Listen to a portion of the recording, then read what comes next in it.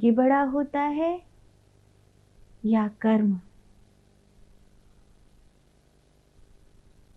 कई बार ऐसा लगता है कि जैसे हम किस्मत से हार गए हैं। किस्मत, ऐसे बहुत से लोग हैं जो शायद बहुत आगे जाने के लायक हैं, लेकिन वो अपने घर में बैठे हैं। और ऐसे लोग हैं जो शायद घर में बैठने के लायक हैं, लेकिन वो खुले आसमान में पंछी की तरह उड़ रहे हैं और बहुत आगे जा रहे हैं। ऐसा देखकर कुछ लोगों को लगता है कि कर्म से ज़्यादा बड़ी किस्मत होती है, भाग्य ज़्यादा बड़ा होता है। क्योंकि देखो, इन लोगों को काबिलियत तो नहीं है इनकी इतनी आगे बढ़ने की, लेकिन इनका भाग्य ही है जो ये इस कदर आगे बढ़ रहे हैं। और कुछ लोग हैं जिनकी योग्यता वास्तव में आगे बढ़ने की है, लेकिन शायद इनका भाग्य ही है जो इनके पैरों की बेड़ियां कभी टूटती ही नहीं।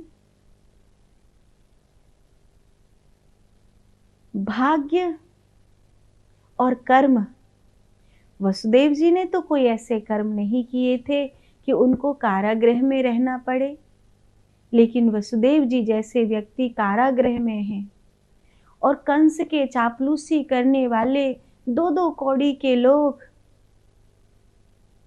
राजमहलों का सुख भोग रहे हैं। क्यों? क्या ये भाग्य की बात है? मुझे ऐसा लगता है कि ये भूमिका की बात है। क्योंकि भूमिका में कौन कहां पर आया है? भूमिका कई बार भाग्य और कर्म दोनों से बड़ी होती है। अगर ऐसा ना होता तो राम 14 बरस के लिए वन न गए होते। अगर ऐसा ना होता तो मीरा जैसी श्रेष्ठतम स्त्री को इतना दुख न सहना पड़ता। भूमिका है, वरना कोई 56 भोग पाए और रंती देव जैसे महापुरुष कई दिनों के बाद सामने भोजन की थाली आई, लेकिन फिर भी उसे कोई मांगने आ गया। सोचा कोई बात नहीं, अपने तो पानी पीकर ही खुश हो जाएंगे। बड़ी मुश्किल से एक गिलास पानी मिला, लेकिन उसे भी पीने के लिए एक चंडाल आ गया और कहता है, मैं बहुत प्यासा हूं, मुझे जल दे दो। और रंती देव ने उठाकर उसे अपना जल दे दिया। दुखी नहीं हुए, मुस्कुराए कि ये तेरी इच्छा, मुझे किसी का पेट भरने का, किसी की प्यास बुझाने का मौका तो मिला। पर रंती देव ने एक बात कही कि मालिक इतना दीजियो, जामे कुटुंब समाए, मैं भी भूखा ना रहूं, साधु भी भूखा न जाए। तो ये भूमिका की बात है। हमारे दुख हमारे कर्म के कारण नहीं, हमारे भाग्य के कारण नहीं, हमारी भूमिका के कारण होते हैं। किसी को उतना ही सताया जाता है जितना वो सह सकता है, जितना उसकी योग्यता होती है। परमात्मा उतनी ही परीक्षा लेते हैं हमारी। इसीलिए कभी भी ये मत सोचो कि मुझसे ज़्यादा कोई आगे बढ़ रहा है तो वो मुझसे ज़्यादा काबिल है। नहीं, मेरी भूमिका में अभी मुझे अपने आप को मांझना बाकी है। मेरी भूमिका में अभी मुझे अपने आप को और सुधारना बाकी है। अगर ये ख्याल आ गया तो तुम हर हार के बाद एक नई जीत की तैयारी करोगे।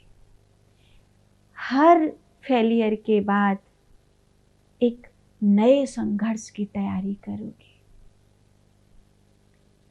और जब तुम्हारे जीवन में ऐसा होने लगे तो समझ लेना कि परमात्मा तुम्हारे साथ है। तब समझ लेना कि तुम अकेले नहीं हो।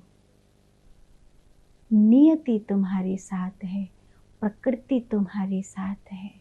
भाग्य या कर्म, इन दोनों के पीछे चक्कर में मत पड़ना। अपनी भूमिका को समझने का प्रयास करना।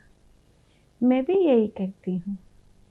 कई बार जब मेरे सामने ऐसी परिस्थिति होती है जहाँ मुझे लगता है कि ये अनुकूल नहीं हो रही हैं चीज़ें, ये प्रतिकूल हो रही हैं, चाहे वो गौ हॉस्पिटल में हो या राधा रानी प्रसादम में हो, बहुत सारी चीज़ें सामने आती हैं। इसका अर्थ ये नहीं है कि हम फेल हो रहे हैं। इसका अर्थ ये है कि हमें और ज़्यादा मेहनत करने की आवश्यकता है। हमें और ज़्यादा अपने आप को मांझने की आवश्यकता है।